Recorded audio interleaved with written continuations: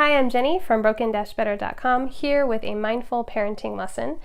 Today we're going to be looking at some of our family's favorite books that help encourage mindfulness in little ones and also ourselves. They are full of great lessons and different things for you to discuss with your children and help them grow as an individual and also help you be closer. Reading to your children is extremely important. We've started reading to our children in utero, so we read to them every night.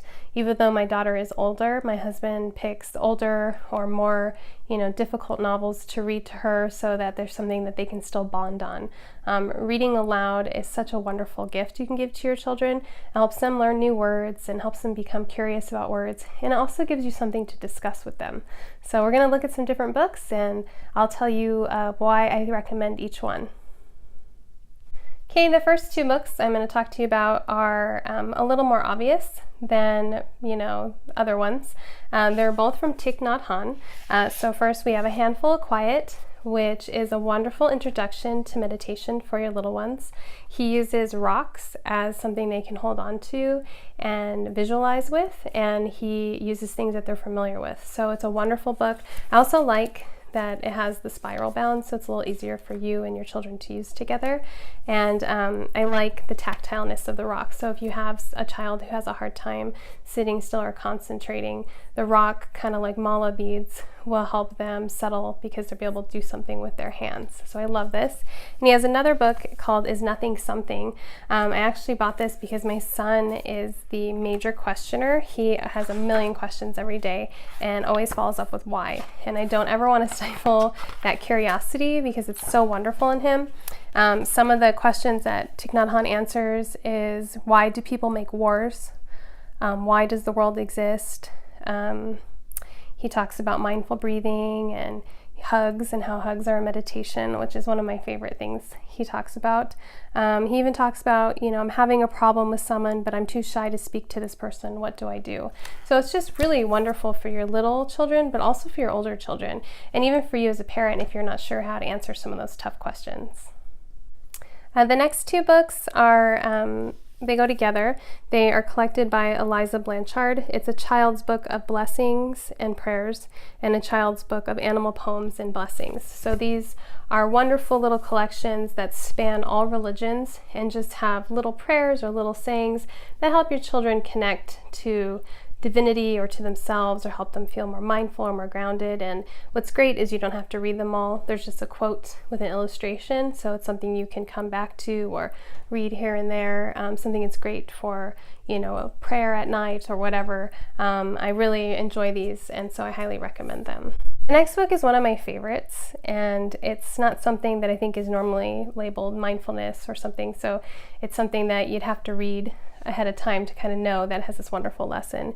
It's called The Gift of Nothing, and it's by Patrick McDonnell, and it has Mooch, and Mooch is a cat, and he wants to get his friend Earl a present, but Earl has everything. So Mooch decides, after lots of meditating and sitting, to give him nothing. And so it's really adorable. He says, when Earl opens the present, Earl says, "There's nothing here."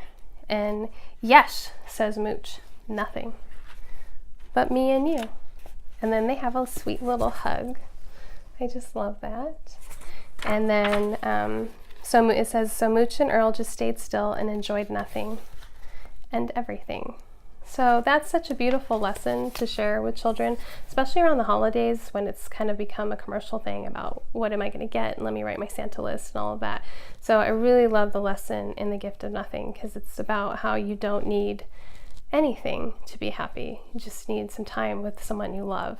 And so I highly recommend The Gift of Nothing. The next book I want to share with you is Waiting is Not Easy by Mo Williams.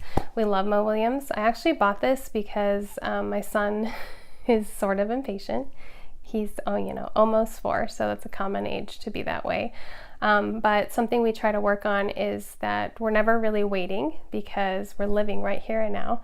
So even if we're in line or doing something like that, we are enjoying each other's company and we can look around and observe things. There's just always a moment that you can take to enjoy and just be.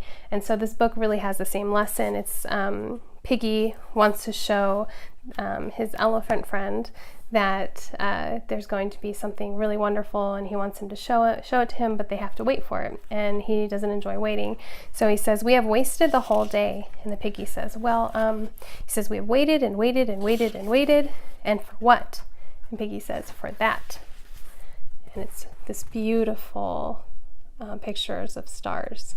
And so it's such a good lesson that yes, waiting may not be easy, but sometimes it's really worth it, and you can just enjoy the time with your friends. So a good conversation to have after this is, what are some things they could have done while waiting to enjoy that time instead of just waiting? How could they have changed that? And so it's a really good conversation that you can have with your children after.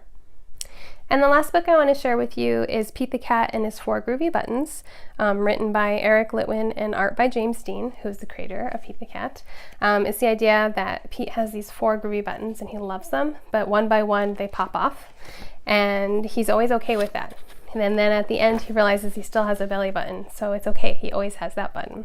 And he says, "I guess it simply goes to show, the stuff will come and stuff will go, but do we cry? Goodness no. We keep on singing our song." And it says, "Buttons come and buttons go." And it's such a wonderful lesson about materialistic things and how you don't need them to be happy, and if you always have yourself. But in general, Pete the Cat is one of my favorite characters in books for my children. He's so zen. He is just always relaxed. He always is able to take something that could have been bad and make it good. He's very mindful, and so we enjoy his books. We have a lot of his books, and we get some from the library, and every one of them has just such a wonderful lesson about helping somebody and enjoying the moment. And it really, I think those books are some of the best ones you can have if you're trying to be a mindful parent and raising a mindful child. I hope you enjoyed this parenting lesson. I don't consider myself a perfect parent. I consider myself a mindful parent, which means that I try to be as conscious and present with my children as possible. I try to listen to them. I try to really be with them and enjoy the moment with them and communicate with them and be vulnerable with them. And so it's not about being perfect. It's about showing and being mindful and hoping to raise them in the same way and teaching them basically just how to be a calm, well-adjusted, happy adult.